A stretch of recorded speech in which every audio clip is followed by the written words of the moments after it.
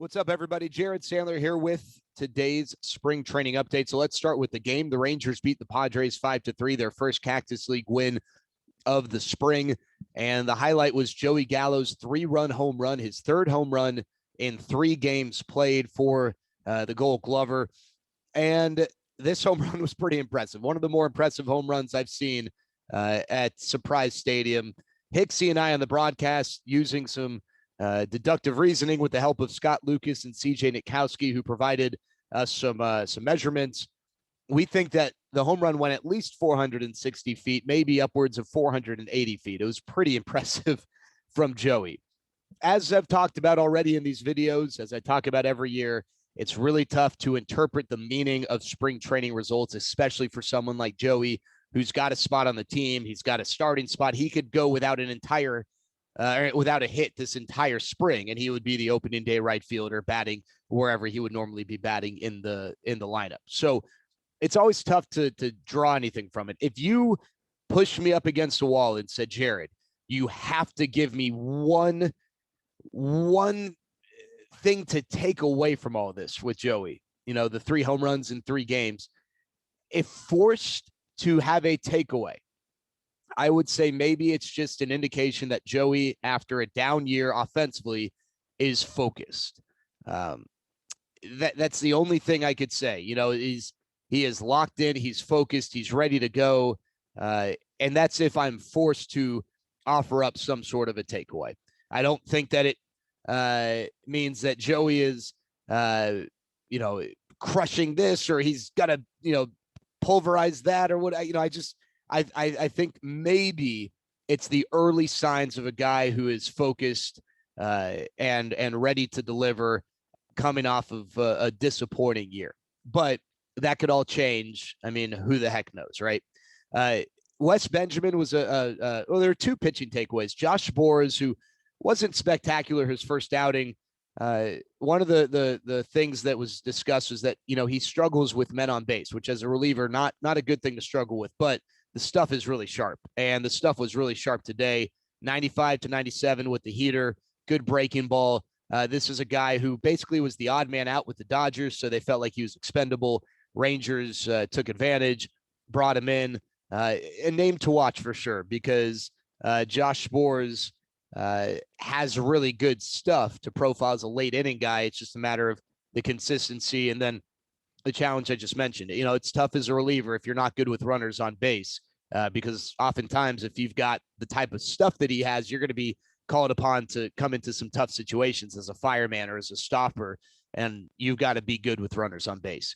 The other pitching takeaway today, Wes Benjamin, I don't know what his ceiling is. I don't know that you've got a guy who has got, all-star ceiling written on him, written on the wall, and maybe not even half of that. But what I do know is that this is a guy who doesn't have the same level of talent as a lot of the guys in big league camp who throw off the mound for the Rangers. But this is a guy up here who is incredibly sharp. And I think he also pitches with a great deal of confidence. He does not have the type of stuff to just have tons of success in the zone, because, he doesn't throw 99. He doesn't have that amazing sharp slider. He does have a really good curveball, but Wes Benjamin attacks the zone. I think it's 2-pronged. One, I think he has really good command. I know we always say, throw more strikes or whatever. I think these guys would throw strikes if they could. I think there are guys who just, for whatever reason, when the lights are on, their command is not great. Wes Benjamin has really good command. I also think he has the confidence in his stuff, even though that stuff is not sexy. He has the confidence in his stuff to attack hitters. What does that mean? What does that mean for him? Does that mean he's a 2 or a 3? No, probably not. Maybe not even a 4. But, I think Wes Benjamin could be a guy this year for the Rangers who logs some valuable innings in this rotation. And he's a guy who's going to compete. Will he get exposed? Time will tell. That's a fair question for any of these young pitchers. But I do love the way he competes, and I love the mental fortitude. All right, the thing I wanted to talk about today, and we're going to get into Leody Taveras tomorrow, talk a little bit about the young center fielder. We're going to touch on Leody in this. I want to just have an early batting order conversation, because a lot of people like to talk about this. A few things that jump out to me so far. One, Willie Calhoun leading off. sometimes you don't really look into a lineup in spring training uh, because very rarely do you have all of possible starters in that lineup, especially early on. But there's certain things where it's like, well, the manager made a point to do this.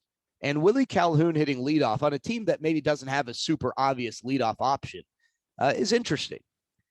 My takeaway right now is that if opening day was tomorrow, Willie Calhoun leads off and Leody Taveras hits eighth or ninth. And that as the season evolves, the hope is that Leody earns the leadoff spot. The reason why I don't think that they necessarily just give it to Leody right away isn't about earning it as much as it is this guy's 22 years old. You're asking him to be your center fielder with hopes that he's your center fielder of the future. There's no reason to just throw him into the leadoff spot when you can ease him into things hitting eighth. I know he led off last year. Last year was a wacky year. He did it in the middle of the year, a lot different. Didn't have the hype leading up to the season. So I think Leody can eventually lead off for this team. But I think that, and I think, the hope is he's the leadoff hitter the next several years. But I wonder if the Rangers don't start the season easing him into that role, hitting him in the bottom of the order and having Willie lead off and really letting Willie loose, letting him get at bats, get plate appearances, and try and find the rhythm that, he had a couple years ago.